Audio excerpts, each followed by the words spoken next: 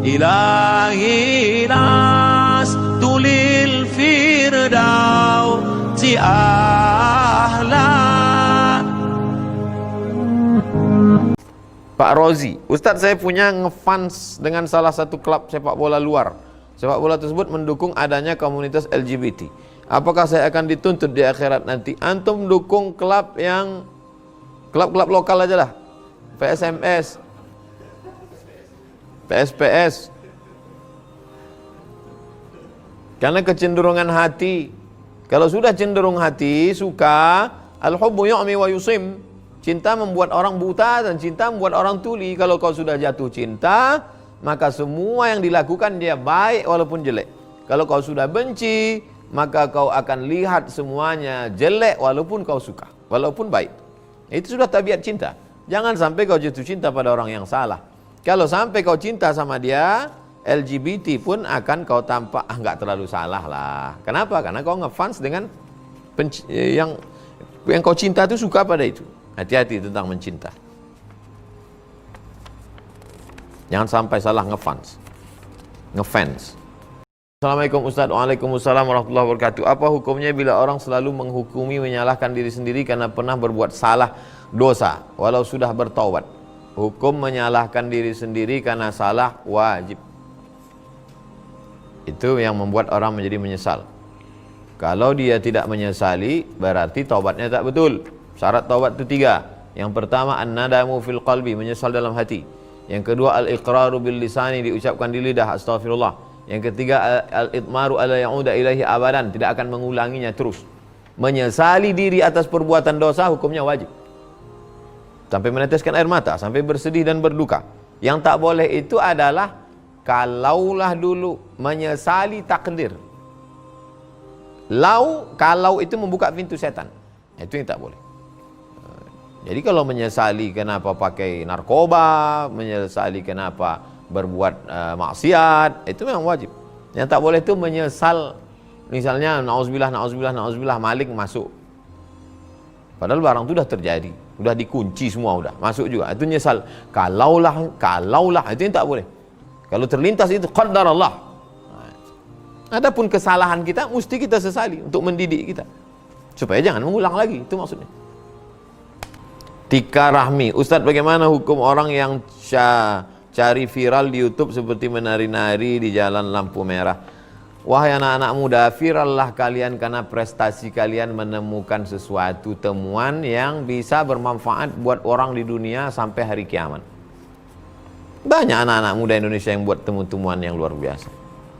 Adapun kau viral karena menjilat WC, nanti lama-lama kau viral karena makan tai, nanti viral karena la haula wala quwwata, akan tertuntut terus untuk melakukan sesuatu. Betul kata orang Arab, kata ungkapan orang-orang hikmah dulu, khalib tu'rab. Kalau kau mau terkenal, buatlah sesuatu yang aneh-aneh. Bul ala zamzam fatu'rab, kencengi air zamzam kau akan terkenal. Ini sekarang dilakukan orang, dulu tak terpikir kita itu, sekarang dilakukan orang. Macam-macam dilakukan orang untuk terkenal. La haula wala quwwata illa billah. Terkenallah karena prestasi anakku. Terkenallah karena engkau berbuat sesuatu yang bermanfaat. Khairun nas anfa'uhum linnas. Banyak cara, banyak manfaat. Berapa banyak orang terkenal itu jadi mati. Ada menelan gurita hidup-hidup, ada menjilat WC langsung kemudian kena corona. Pak M. Rusli Daulay, Ustadz, maksud dari akhir sebuah kesabaran itu bagaimana? Apakah kesabaran itu ada akhirnya?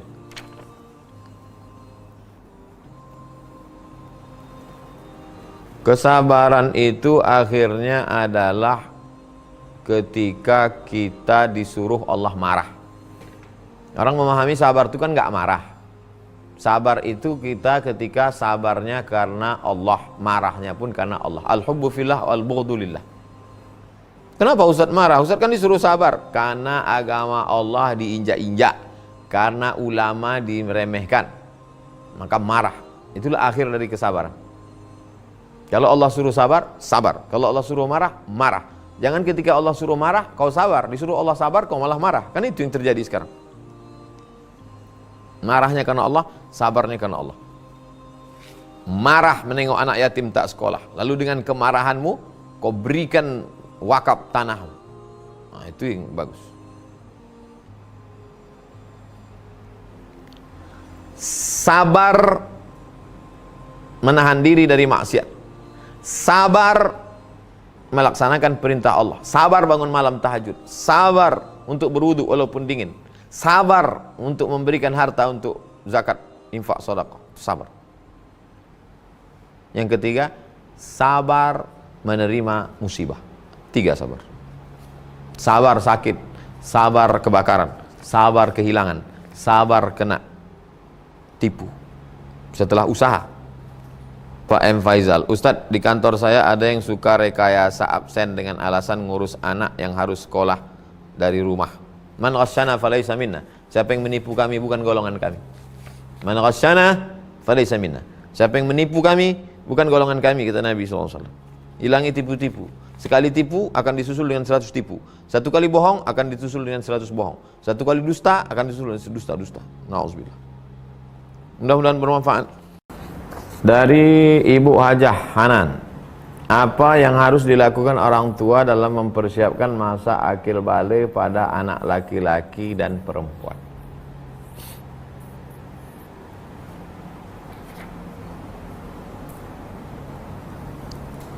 Muru auladakum bis shalah, suruh anak kamu salat wahum abna'u sab'a sinin, ketika berumur 7 tahun. Jadi tak bisa anak itu tiba-tiba udah kelas 6 SD baru kita ceramahi dari A sampai Z. Tak bisa, tak begitu proses pendidikan dalam Islam, Bu. Proses pendidikan dalam Islam itu bertahap. Sebelum 7 tahun dia sudah hafal surat-surat pendek, Al-Fatihah, rukun salat. Ngajinya udah betul walaupun tak bisa baca. Gimana ngaji betul tak bisa baca? Karena dalam Islam orang itu nggak baca, tapi dengar suara. Bismillahirrahmanirrahim. Alhamdulillahi rabbil alamin. Tak pernah dia membaca Fatihah, tapi dia hafal karena didengarnya suara bunyi huruf itu. Sebelum 7 tahun. Setelah 7 tahun baru suruh dia salat. Wadribuhum fil ashrah, pukul dia kalau 10 tahun. 10 tahun kelas 5 SD. Kalau tak salat. Nah, jadi dari mulai sebelum 7 disuruh, 8, 9, 10 tak juga dipukul. Nah, jadi ada prosesnya. Ketika ada akil balik, baru kita, kau udah akil balik, kemarin itu belum wajib, masih proses, sekarang kau udah wajib, pikul sendiri, kau udah mukallaf sekarang. Nah, berproses. Begitu juga anak perempuan, kasih tahu dia, kalau abangmu itu cukup ditutupnya lututnya sama pusatnya, dari pusat sampai lutut, dari lutut sampai pusar. Kau nak, innal mar'ata, sesungguhnya perempuan, idza balaghatil mahid, kalau sudah sampai usia menstruasi, la yasluha an yura minha, tak boleh nampak dari badannya itu illa haza wa haza, anakku, tak boleh nampak dari badannya itu kecuali muka sama tapak tangan. Nah, zahiruha wa batinuha, ini boleh, tutup.